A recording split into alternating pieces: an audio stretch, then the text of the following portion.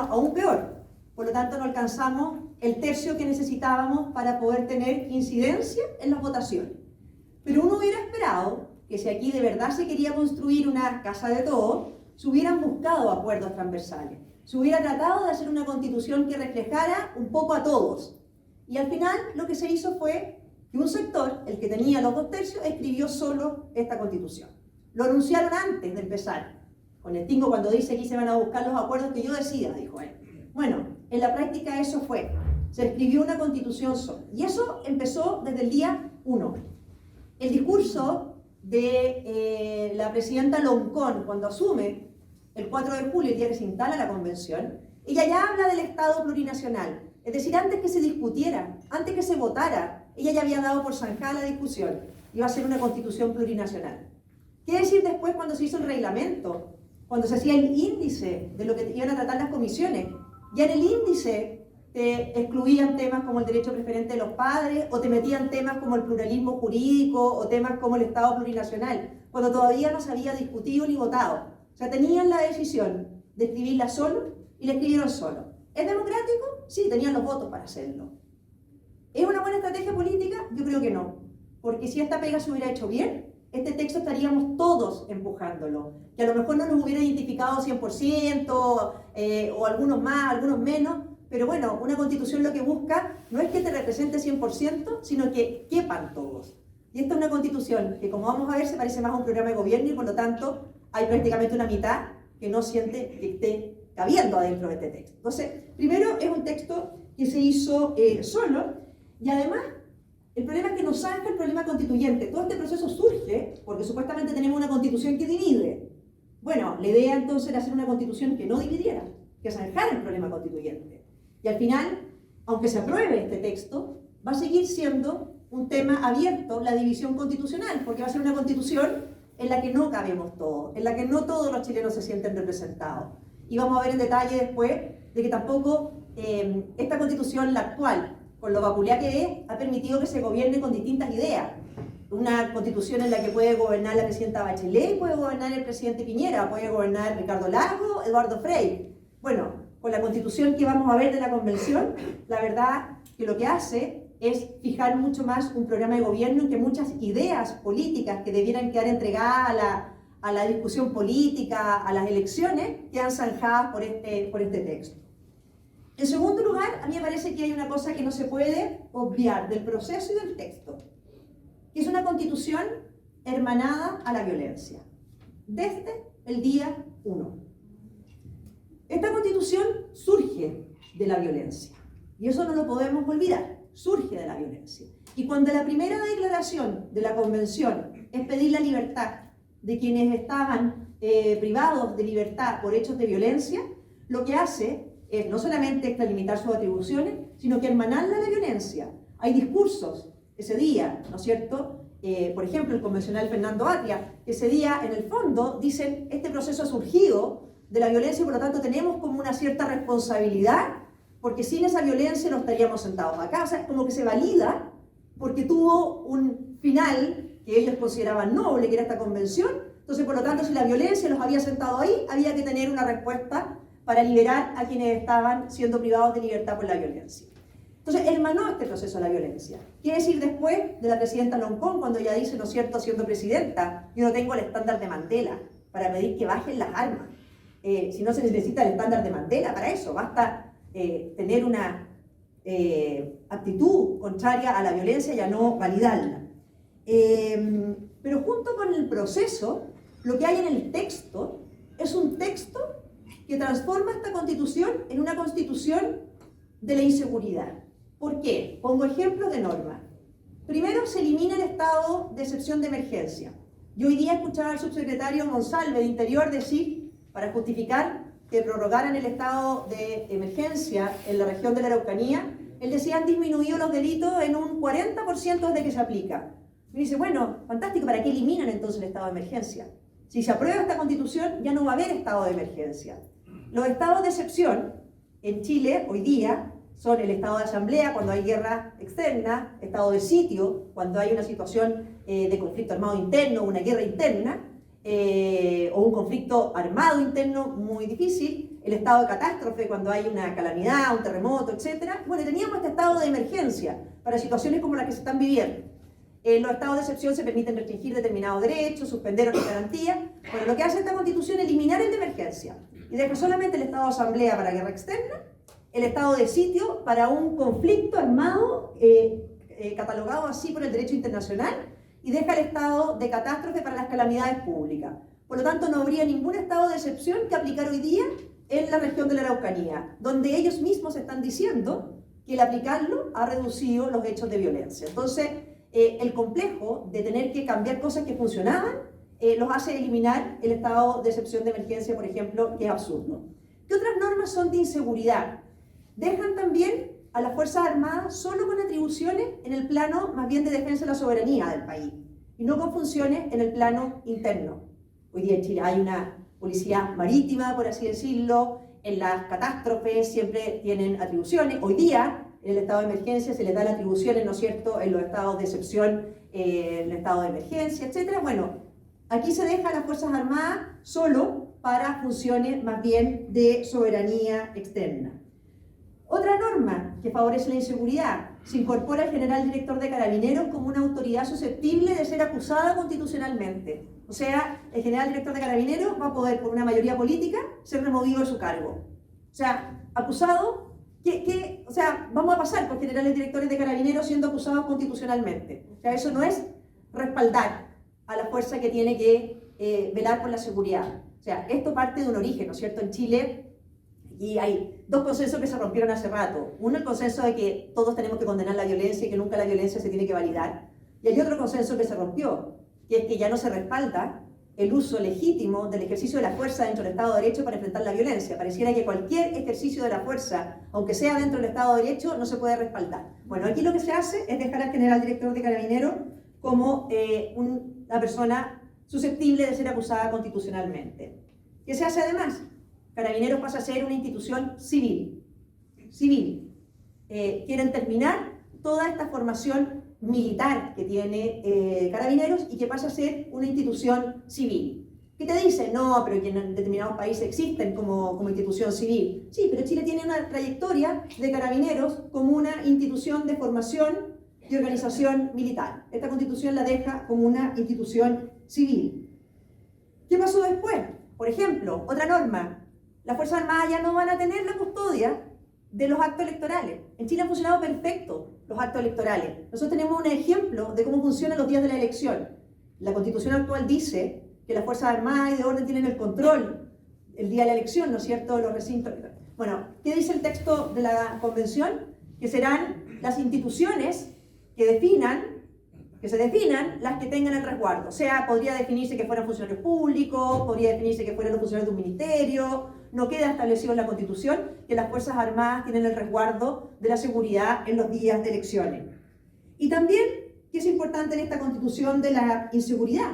¿Qué normas se rechazaron? Para entenderlo también, porque la Constitución hay que analizarla en base a lo que se aprueba y también en lo que se rechaza, porque eso tiene un valor interpretativo si se aprueba. Se rechazó la Defensoría de las Víctimas. Me acuerdo que en campaña lo único que me pedían, en los barrios donde iba, era Defensoría de las Víctimas. Y se crean un sinnúmero de defensorías. Vamos a ver, hasta Defensoría de la Naturaleza. La naturaleza tiene quien la defienda. Las víctimas no tienen asegurado quien la defienda. Se rechazó una y otra vez la creación de una Defensoría de las Víctimas. Los delincuentes tienen defensor. Hay un defensor público, hay una defensoría. Ellos sí tienen asegurado. Las víctimas dependerán del símil a la Corporación de Asistencia Judicial, a lo que sea. No hay una Defensoría de las Víctimas y se rechazó. Se rechazó también en cientos de propuestas una norma antiterrorismo, que el terrorismo sea considerado siempre por esencia contrario a los derechos humanos, que los condenados por delitos terroristas no puedan ser candidatos a cargos de elección popular, se rechazó. Se rechazó que no pueda haber indulto ni amnistía para los delitos terroristas, se rechazó. Entonces, esta es una Constitución que en términos de inseguridad, yo la defino que es una Constitución que hace que crezca la inseguridad y que no tiene herramientas adecuadas, sino que al revés, nos priva de herramientas para enfrentar la violencia. Un tercer eje es una Constitución indigenista que arrasa con la igualdad de la ley. Y esto lo voy a explicar de la manera más clara posible y después feliz si tienen preguntas sobre esto, pero yo no tengo ningún escrúpulo en decir que es una Constitución racista, porque eso es lo que es. Eso es lo que es. Cuando aquí es una Constitución que consagra privilegios para determinados grupos en razón de su etnia, y a otros no se las da en razón de su etnia, eso es racismo. ¿Ah? Eso es racismo, y eso hay que decirlo con todas sus letras. Porque esta no es una constitución que busque que a los más desamparados de determinado grupo puedan tener protección y derechos, que estamos todos de acuerdo. No, acá, un dueño de una parcela en la Araucanía, de una pequeña parcela, si él no es indígena, va a estar completamente desprotegido frente a lo mejor un propietario de un gran terreno, pero sí es indígena. Entonces eso no es justo. Eso no es justo. Tú no puedes tener ciertos derechos por un tipo de categoría de personas. La justicia consiste, ¿no es cierto?, en dar a cada uno lo suyo y establece diferencias cuando hay personas que están en una situación de mayor desventaja. Pero no es por categorías de personas, no es por privilegios por grupos de personas. O sea, no por ser mapuche, por el solo hecho de que tú seas mapuche, va a tener tu derecho a propiedad más garantizado que el que no lo es, y que a lo mejor está en una situación económica mucho más desventajosa que ese mapuche o de pueblo originario. Entonces, aquí hay muchas normas que lo que hacen es alterar un principio básico de la democracia liberal, que es la igualdad ante la ley, que todos los chilenos somos iguales ante la ley, que no hay grupos privilegiados, que somos todos iguales ante la ley, que no hay privilegiados. Eso se rompe a lo largo de todo el texto. Y doy ejemplo de norma. Y además, se hace sin escuchar a los pueblos indígenas, se hace escuchando solo a los líderes de la agenda indigenista de la convención, porque aquí se hizo una consulta indígena de mentira, de cartón, en que no participó casi nadie. Definieron esta agenda los que estaban sentados en los 17 escaños reservados, pero no la definieron los pueblos originarios, porque no se les preguntó. No se les preguntó. O sea, se les preguntó en una consulta que participó, creo que el 2% del padrón indígena. Nadie. Entonces también lo resolvieron de espaldas a ellos. Ejemplos de norma, a mi juicio, definitivamente racista. Primero, la plurinacionalidad. La plurinacionalidad, que ustedes han escuchado hablar muchísimo. ¿Qué es lo que es la plurinacionalidad? La plurinacionalidad es romper un concepto básico de Estado-nación. Un Estado, una nación. Ahora nos dicen que en Chile hay muchas naciones. ¿Sabían ustedes decir cuántas naciones hay en Chile? ¿De dónde sacamos que hay tantas naciones? No hemos crecido juntos, no hemos ido, o sea, no tenemos una historia común. O sea, ¿en qué minuto que un grupo definió que habían al menos 12 o 13, no sé cuántas quedaron, naciones distintas en Chile? Algunas con muy pocos representantes, pero naciones distintas, naciones diferentes. Eso nos divide. Este concepto identitario de dividir en vez de unir, porque al final las identidades son definidas unos contra otros, no es para unir, nosotros nos uníamos bajo un concepto de nación. No, aquí en el fondo son muchas naciones distintas. Entonces te dicen, sí, perfecto, mantengan la bandera chilena, pero al mismo nivel las banderas indígenas. Ya. Mantengan el idioma castellano, pero ¿sabe qué más? También son tan oficiales los idiomas indígenas. Bueno, ¿dónde estuvo toda esa agenda? Esa agenda parte de García Linera, Álvaro García Linera, que fue vicepresidente de Evo Morales. Y él tiene esta concepción del plurinacionalismo metido en su cabeza. Y eso es lo que siguieron haciendo los escaños reservados con el Partido Comunista y el Frente Amplio dentro de la Convención. Y ya García Linera hace poco vino a Chile y dijo que no le bastaba un Estado plurinacional, sino que tenía que ser una región plurinacional. O sea, es levantar estas banderas que es muy distinto a reconocer a pueblos originarios. ¿Qué planteaba la centro-derecha en esto? Un país multicultural, pero no plurinacional. Hay distintos pueblos originarios, distintas culturas. Obviamente que hay que velar porque se fortalezcan, porque se preserven, pero no dividirnos los chilenos de unos contra otros, o un grupo de chilenos indígenas con determinados derechos y otros con otros. Eso es división. ¿Qué normas en el fondo establecieron privilegio en esa materia? Pluralismo jurídico. La justicia es distinta, según el texto de la Convención, si usted es indígena o no indígena. ¿Cómo va a ser justo eso? ¿Cómo va a ser justo eso? O sea, nosotros, la base de la igualdad ante la ley es que todos respondemos iguales ante la ley. Que si alguien comete un delito, da lo mismo la persona que lo cometió, su origen étnico, si es hombre o es mujer. Si cometió un delito, responde por la pena que está asignada en la ley. Bueno, aquí no. Los indígenas tienen una justicia paralela, los chilenos no indígenas, otra justicia. Y llega a tal nivel la consigna en esto, que les quiero explicar una cosa. Se crea un Consejo de la Justicia para nombrar a los jueces. En ese Consejo de la Justicia se meten 2 representantes de pueblos originarios. Pero ese Consejo de la Justicia no tiene atribuciones en la justicia indígena. A ese nivel llegó la consigna. O sea, este Consejo de la Justicia nombra los jueces de la justicia de los chilenos no indígenas, pero igual, adentro de ese Consejo de la Justicia hay 2 asegurados que sean indígenas. Pero ¿qué tiene que ver? Si además van a tener una justicia propia, paralela. Entonces, y además se hizo sin límite. La verdad que ni Bolivia se ha atrevido a tanto. Chile tiene un 12% reconocido de población indígena en el censo. En Bolivia, casi el 50%, entiendo yo, de población indígena. Bolivia en su constitución a la justicia, al pluralismo jurídico le puso límite. Dijo que una ley, que es la ley de deslindes jurisdiccionales, iba a limitar la aplicación de la justicia indígena. Y se limita, se excluye el derecho penal, por ejemplo, se excluyen los delitos, se excluyen todos los delitos que tienen que ver con la propiedad, quedan fuera de la justicia indígena. Acá en Chile sin límite, una justicia paralela, sin límite. O sea, de loco. Después, escaños asegurados en todos los órganos del Estado, sean o no de elección popular. O sea que hay un grupo que no compite, igual que el resto. Si un chileno no indígena quiere llegar a un órgano del Estado, tiene que competir y tiene que hacer valer sus propios méritos personales. Los indígenas, no. Ellos tienen cupos asegurados. Ellos no compiten igual que los chilenos. Privilegio. Veto indígena.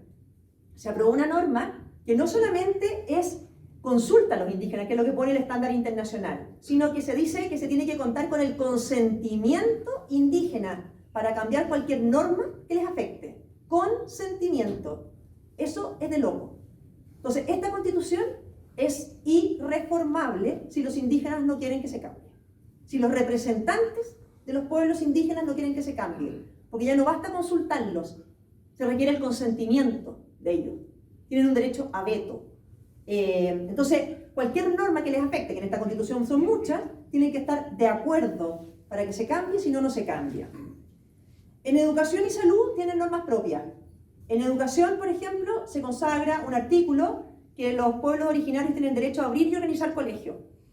Los chilenos no indígenas no tienen ese artículo. No se aprobó un artículo para los chilenos no indígenas que les dé el derecho a abrir y organizar colegios. Los indígenas sí. En la base de la libertad de enseñanza se nos quitó. Vamos a ver después cuando les explique bien el derecho a la educación. Salud. Se consagra que todos nosotros vamos a pagar la salud de los pueblos indígenas, de las autoridades de ellos, la salud ancestral, etcétera, porque se consideró parte de este plan único de salud. Por lo tanto, un sistema de salud, que tampoco nadie sabe mucho la base científica y todo, va a ser pagado por todos, porque este sistema único de salud, en que se reconoce también esa salud ancestral como parte de este sistema único de salud. En propiedad, el derecho de propiedad quedó muy debilitado. ¿En qué sentido? En que si a usted la expropian, no le van a pagar lo que vale su propiedad, como es hoy día, que es el valor de mercado lo que te tienen que pagar. Porque puede haber derecho a que te expropien si el Estado quiere construir una carretera por donde pasa tu casa. Pero lo que no tiene derecho el Estado es a dejarte más pobre que antes, sino que te tiene que pagar el valor de mercado. En esta Constitución se dice que si a ti te expropian, te van a pagar el precio justo. Se rechazó múltiples artículos en que decíamos, ¿para qué dicen precio justo? Digamos el precio de mercado. No, rechazado el precio de mercado. Precio justo. ¿Y por qué eso es tan complicado? Porque si el día de mañana tú tienes la mala suerte de tener un terreno donde van a construir viviendas sociales, el Estado puede considerar que es tremendamente justo pagarte poco, porque el bienestar que va a conseguir expropiándote a ti va a ser tan grande que lo justo es que te pague poco. O si tú lucraste demasiado por un bien, lo justo es ahora que te paguen menos. Entonces, no es el valor de mercado. Y además te dicen que no se paga al contado y en dinero efectivo como es hoy día. Por lo tanto, te podrían pagar en bonos, bueno, ya que Chile conoció los bonos Cora, etc. Entonces, la propiedad hoy día queda mucho más desprotegida, pero no la propiedad de los indígenas. La propiedad de los indígenas se les reconoce a ellos derecho a propiedad y derecho a restitución. Derecho a restitución. La norma de ellos dice lo siguiente, dice, la propiedad de las tierras indígenas goza de especial protección, de especial, o sea, mayor que la del resto. Dice, el Estado establecerá instrumentos, dice, la restitución constituye un mecanismo preferente de reparación de utilidad pública e interés general. Y además dice, los pueblos y naciones indígenas tienen derecho a usar los recursos que tradicionalmente han usado o ocupado, que se encuentren en sus territorios y sean indispensables para su existencia colectiva. Esto vamos a ver después también, o sea, ellos tienen mucho mejor protegidos los derechos de agua que cualquier chileno. Pero además, este derecho a la restitución. Por lo tanto, si tú tienes un terreno que algún pueblo originario considera que en algún minuto de la vida, de la civilización, fue de ellos, bueno, se sienten con este artículo con el derecho a que sea restituido. Por lo tanto, ni siquiera tienes asegurado que te lo expropien, porque te van a decir tu título no es válido, porque aquí había un dueño anterior. Entonces, si tu título no es válido, ¿por qué te van a pagar una expropiación? Si yo tengo derecho a que me lo restituyan porque siempre fue mío. Entonces, de nuevo, aquí en propiedad, completamente favorecidos con unas normas. Y además, se me olvida la última cosa en materia indígena, tienen autonomías territoriales indígenas.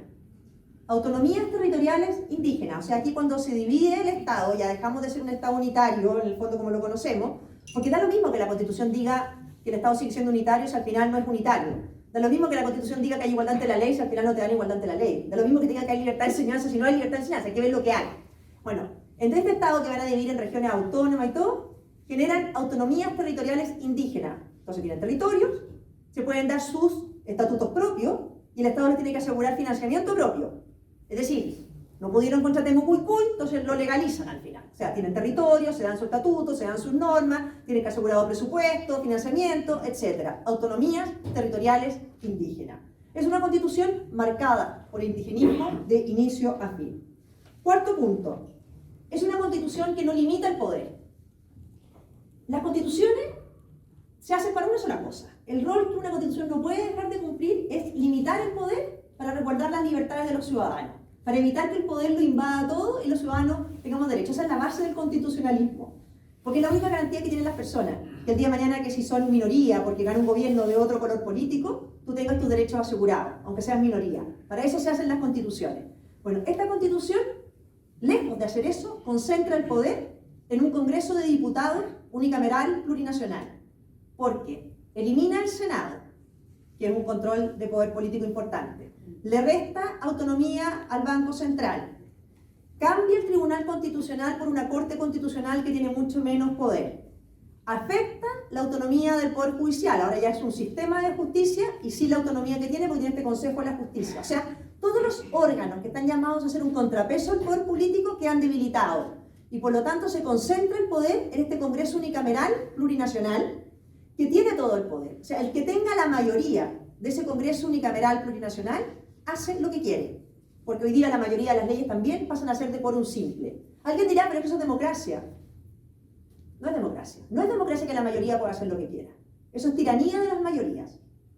Es democracia que las mayorías puedan gobernar y por lo tanto había que darles herramientas para que puedan sacar adelante su programa. Pero que una mayoría, porque tiene la mayoría, pueda quitarte a ti tu libertad individual porque es mayoría, eso es tiranía de la mayoría. Si una mayoría puede, por simple mayoría, quitarte a ti la libertad de expresión, eso es tiranía, no es democracia. Entonces aquí lo que se busca es que haya contrapesos. Todas las democracias buscan los contrapesos. Esta Constitución elimina los contrapesos. Y el que gane la mayoría de ese Congreso unicameral plurinacional, hace lo que quiere por mayoría. Quiere decir el que gane la primera vez, porque además dicta las leyes que quiera. Entonces es una Constitución que concentra el poder en vez de desconcentrarlo. En quinto lugar, una Constitución, a mi juicio, de la revancha. La Constitución actual tiene muchas instituciones, ha tenido muchas reformas, ¿no es cierto? Tiene hasta la firma, yo era diputada cuando el presidente Lagos la firmó, hizo esa reforma, etc. O sea, ha tenido muchas reformas. Y aquí hubo un complejo, a que cualquier institución que estuviera en esta Constitución había que eliminarla y cambiarla, sin importar si funcionaba o sin importar si son instituciones claves de la democracia. O sea, ¿cuál es el afán de cambiar el Poder Judicial por un sistema peor? De cambiar Poder Judicial por un sistema de justicia, de cambiar el nombramiento de los jueces de hoy día en que participa una gran cantidad de instituciones por un Consejo de la Justicia en que los jueces son minoría y el resto son nombramientos políticos. ¿Por qué politizar la justicia? Elisa Loncón, cuando se aprueba esta norma, dice, al fin descolonizamos la justicia. ¿Cuándo fue un objetivo descolonizar la justicia? ¿La gente marchó para descolonizar la justicia? ¿Teníamos una justicia colonizada y no nos habíamos dado cuenta? ¿Qué es eso? O sea, ese era el nivel de eslogan con el que estábamos lidiando. Cuando se cambia, por ejemplo, el Tribunal Electoral, el Tribunal Calificador de Elecciones, los tribunales electorales regionales que funcionan bien. Chile tiene ejemplo de actos electorales, no son cuestionados. Bueno, hoy día los nombramientos son mucho más políticos que antes en esta Constitución. El Tribunal Constitucional se cambia por una Corte Constitucional y se elimina algo, no sé si hay abogados, pero el recurso de inaplicabilidad, que antes lo puede alegar cualquier persona, hoy ya no lo puede alegar cualquier persona en este texto. Depende de que el juez de la causa quiera alegar la inaplicabilidad de un artículo inconstitucional. Te eliminan el recurso de protección. El recurso de protección ha servido para muchos ciudadanos para reclamar sus garantías. y lo cambian por una acción de tutela, no ante la Corte de Apelaciones, sino que ante jueces de menor instancia. O sea, instituciones que funcionaban por prejuicio, por complejo, por revancha, las eliminan. Entonces, esta Constitución, está bien, la gente le puede cuestionar su origen, muchas de ellas le cuestionan su origen, pero toda una cantidad de instituciones que han funcionado y que son de la esencia de cualquier democracia, no las puedes eliminar simplemente porque tienen un complejo con el origen. Y eso es lo que termina haciendo de este texto una Constitución más bien de la revancha, que hasta las cosas que funcionaban las cambian o las eliminan. En sexto lugar, una Constitución que asfixia la libertad. ¿En qué sentido esto? Es una Constitución que Chile ha crecido de la mano de la colaboración pública y privada, y es la manera de satisfacer los derechos individuales. Bueno, en salud se crea un sistema nacional único de salud, público y único de salud. Dice que podrá haber prestadores privados que participen de esto. Podrá haber, dice. Si hay una ley que no, que prohíba, por ejemplo, prestadores privados dentro de este sistema, va a ser una ley perfectamente constitucional, porque la Constitución dice podrá, no exige que haya prestadores privados. Por lo tanto, puede ser perfectamente un sistema en que no tenga los prestadores privados. Se acaba la posibilidad del que tiene un bono FONASA de atenderse en el sistema privado. Pasa a ser un sistema único de salud. ¿Quién va a poder pagar salud privada? Primero, el que sea muy rico, porque ha tenido que pagar primero sus impuestos. Segundo, el 7% va a ir al sistema público sí o sí. Ya no va a una ISAPRE, no va a un sistema privado. Y va a tener que pagar ese 7% para el sistema de salud, va a tener que pagar sus impuestos y además, si tiene suerte y tiene plata, va a poder pagar un seguro privado. Pero tampoco está garantizada la existencia de esos seguros privados hoy día en la Constitución. Por lo tanto, lo que hay hoy día asegurado es un sistema público de salud para todos, cuando lo que había que hacer era precisamente hacer lo que nos funcionó en la pandemia, integrar de la mejor manera posible el sistema público y privado de salud. O sea, si la pandemia funcionó al inicio, cuando se integra el sistema privado y público de salud, con el puro sistema público, ¿cómo nos hubiera ido? Hubieran colapsado las camas en 2 minutos, pero se integra el sistema privado de la mejor manera. Eso es lo que había que mejorar de manera permanente, no evitar esta integración de lo privado y que lo privado quede solamente para los más ricos que puedan pagarlo, que van a ser muy pocos. En educación, bueno, en educación mucho peor.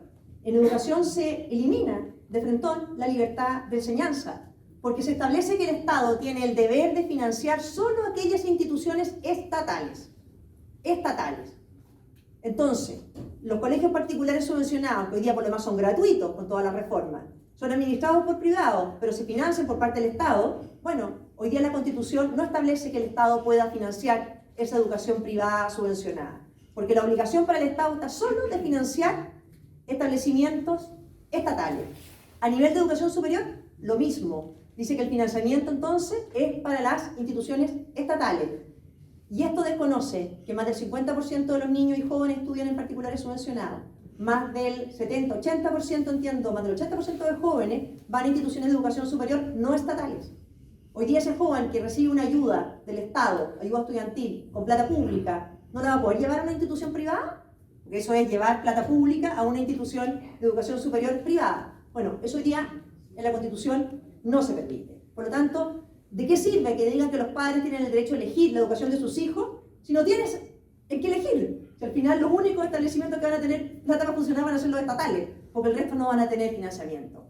Además te dicen que la libertad de cátedra depende de los principios que ellos definieron en materia de educación, que calidad es la que ellos definen adentro de la Constitución, que los profesores tienen estabilidad asegurada si trabajan en establecimientos estatales, independiente de su desempeño. Es la única profesión que se menciona dentro de la Constitución y con estabilidad completa. Después te dicen que la comunidad educativa puede participar en el diseño del proyecto educativo. Si tu padre metiste un colegio a un hijo tuyo porque te gusta el proyecto educativo, no tienes asegurado ese proyecto educativo. Si la mayoría del minuto a lo mejor decidió cambiarlo con votación incidental, porque tienen derecho a participar de manera vinculante y determinante adentro. Entonces, la libertad de enseñanza también se aboga con esto.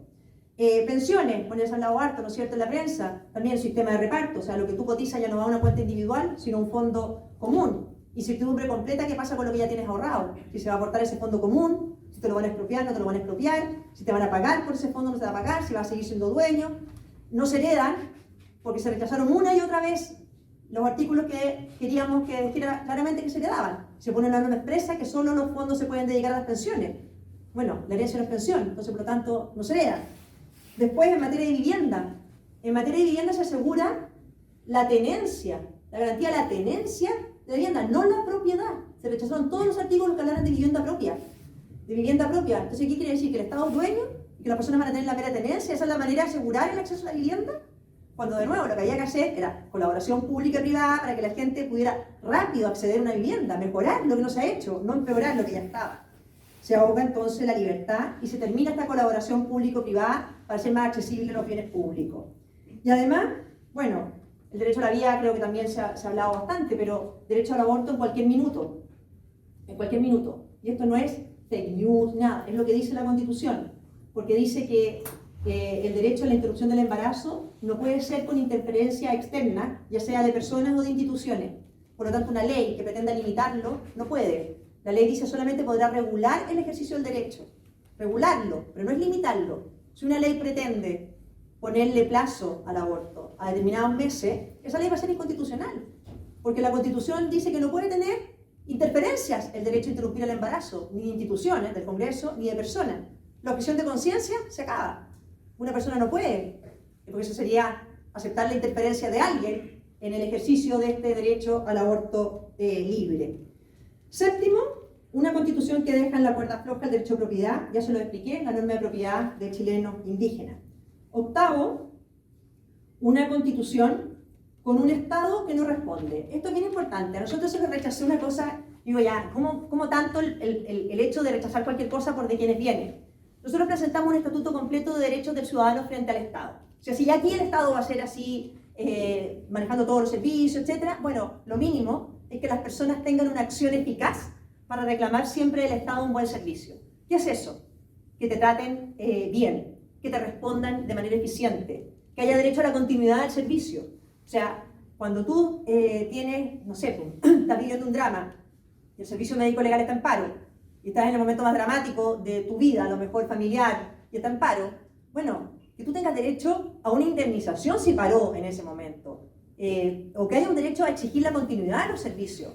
Cuando la educación pública para y la particular pagada sigue avanzando, los niños siguen aprendiendo lo de la particular pagada, y los padres de los de la educación pública ven con estupor que sus hijos se atrasan y se atrasan por un paro del colegio de profesores, bueno, derecho a la continuidad del servicio, derecho a exigir del Estado un buen servicio. Se rechazaron todas las normas que son obvias para pedir la continuidad del servicio. Más aún, se aprobó una norma que permite la huelga en todos los funcionarios del Estado, en todos. Se podrá hacer salvedades cuando haya riesgos de vida o cosas así, pero hoy día expresamente se dice en la Constitución que no se puede prohibir la huelga y se garantiza la huelga también para los funcionarios del Estado. Por lo tanto, un Estado que no responde eficazmente. Noveno, y para ir terminando para hacer la pregunta, una Constitución que es un programa de gobierno. Esto les quiero explicar. Esta es una Constitución que está plagada de principios a lo largo de todo el texto. Ellos definen que lo que es paridad y que se tiene que entender por paridad. Es la única manera de entender la participación de la mujer, la que ellos definen. Así tienen la educación, los fines de la educación los que definen ellos. La forma de proteger el medio ambiente es la que se define en el texto, no puede haber otra válida. La forma de considerar, no sé, el respeto a la diversidad es la que ellos definen ahí. ¿Qué quiere decir eso? Que es una democracia sustantiva en reemplazo de una democracia representativa. La democracia representativa es que ustedes eligen una persona, eligen un programa de gobierno, ¿no es cierto? Y se gobierna con ese programa de gobierno. Una democracia sustantiva lo que busca es dejar todo atado y bien atado, ¿eh? Como dijo Franco alguna vez. O sea, es que queda todo amarrado ahí y por lo tanto los programas de gobierno que no calcen con los principios de hoy día del Frente Amplio y del Partido Comunista, que fueron los que escribieron este texto, serían inconstitucionales para esta Constitución. O sea, yo puedo querer la participación de la mujer y la promoverla como quiera, pero ¿por qué tengo que aceptar que me diga un texto que la única manera de entender la democracia es la igualdad matemática en todos los órganos del Estado de hombres y mujeres? ¿Por qué? ¿Por qué esa va a ser la única manera válida de entender la participación de la mujer? Si yo puedo entender que es otra la manera de entender la participación de la mujer. Entonces te van dejando todo amarrado de una determinada manera. Y ese es el problema que tienen hoy día. Cuando vemos las encuestas que están empatados, uno más arriba, uno más abajo, lo que sea, este texto debió haber contado con el apoyo del 80 al 90% si se hacía bien.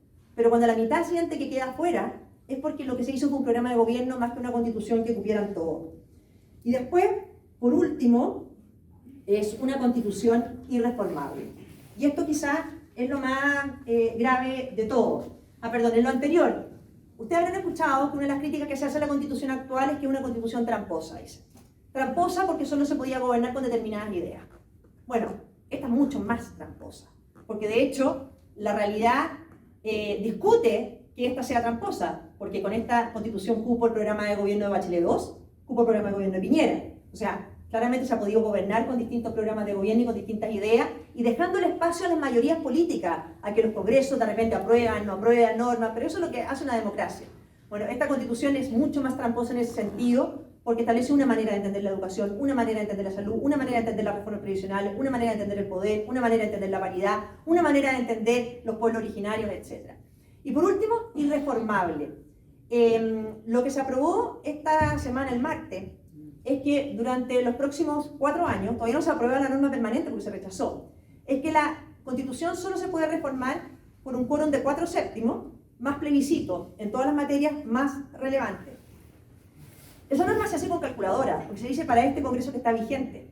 Ellos saben que no hay 4/7 sin los mismos que están aprobando las normas actuales. Por lo tanto, este Congreso, que hoy día está, aunque lo hayan dejado vivo hasta el 2026, no puede tocar la Constitución. Porque la norma del quórum se hace sabiendo cuántos hay. Entonces no se puede tocar. Pero más importante aún es la norma que les expliqué, que se habla poco, que es el veto indígena. Lo lógico y lo que existe los estándares internacionales es consulta indígena cuando hay materias que les afectan. Eso existe, y es válido, y Chile lo tiene internalizado por los tratados internacionales. Pero esto de exigir consentimiento indígena hace que ninguna de las normas que están las vayas a poder reformar realmente. Ahora, eso es a grandes rasgos, yo feliz ahondar en las preguntas que puedan tener. A mi juicio, este es un mal texto, es un texto que divide a Chile, es un texto que no soluciona los problemas que teníamos y crea problemas nuevos. Y creo que el plebiscito de salida, no hay que engañarse, aquí hay gente que está interesada en replicar el plebiscito de entrada, en convencernos que la pregunta es la misma que el plebiscito de entrada. No. En el plebiscito de entrada se preguntó si querían seguir con la Constitución actual o una nueva. Y casi el 80% dijo una nueva. Listo, dato. 80% ya definió que quiere una nueva. La pregunta del plebiscito de salida es si a usted le gusta o no le gusta este texto, el texto que hizo la convención. Punto. Este es el texto que está en el banquillo del plebiscito del 4 de septiembre. No la Constitución del 80. Esa ya se votó en el plebiscito de entrada. Por lo tanto, aquí lo que cada persona tiene que decidir libremente es conocer este texto y decir si le gusta o no le gusta. Si le gusta, esto empieza a regir. Y creo yo de manera bastante irreversible. Si no le gusta, habrá que hacer otro proceso de una manera mejor hecha, sin este ánimo refundacional, sin revancha, sin este show que se hizo, sin sentirse que eran los únicos democráticos, pero hay un camino abierto para muchas otras alternativas. Siento yo que si esto se aprueba, los caminos sí que se estrechan y se cierran mucho más. Eso, gracias.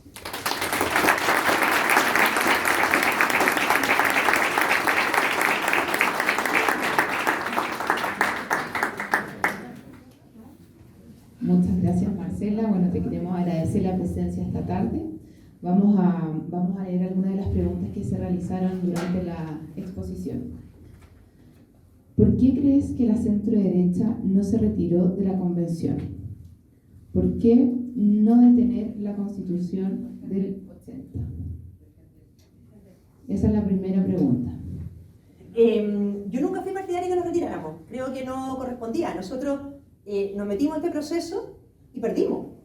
Perdimos el 16 de mayo, que no tuvimos el quórum que nos hubiera permitido tener incidencia dentro de la convención. Pero eso más bien requiere una autocrítica de los partidos, del sector, de por qué no fue tan mal en la elección, de por qué también regalaron unas reglas ad hoc a este proceso, que permitió los escaños reservados, las listas de independientes como se permitió, por qué tenemos un sistema de inteligencia que al final el fraude de Rojas Báez lo pilla un periodista y no lo pilla nadie cuando era el niño símbolo de la violencia de todos los viernes en la Plaza Italia. Fíjate, o sea, tenemos mucha autocrítica que hacer ahí, pero perdimos el 16 de mayo, no teníamos un quórum incidente, entramos a este proceso y no amerita el que tú vayas perdiendo retirarte de un proceso.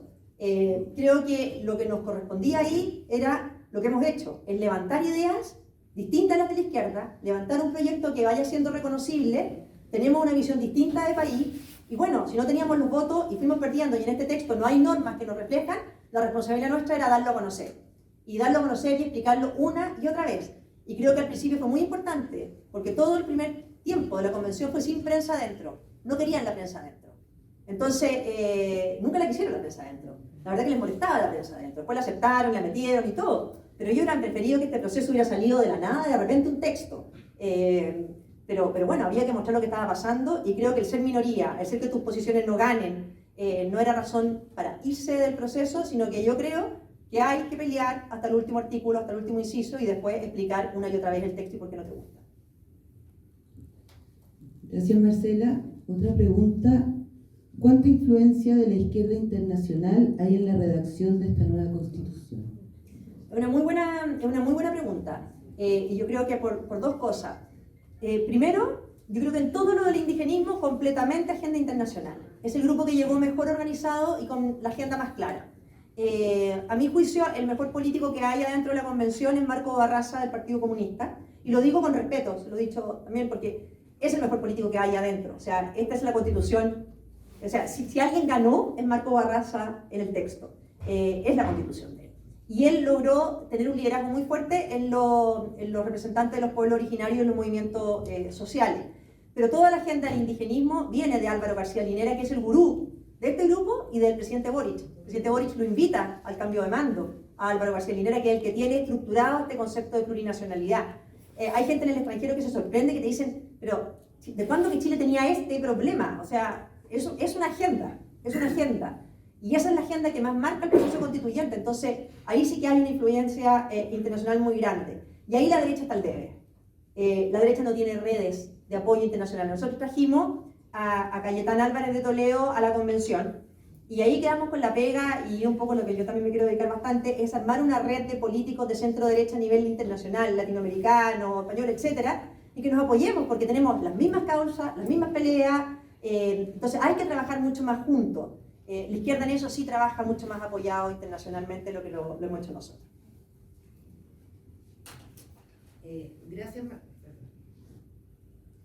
Gracias, Marcela. ¿Qué rol crees tú que juega la cultura en la Convención Constituyente?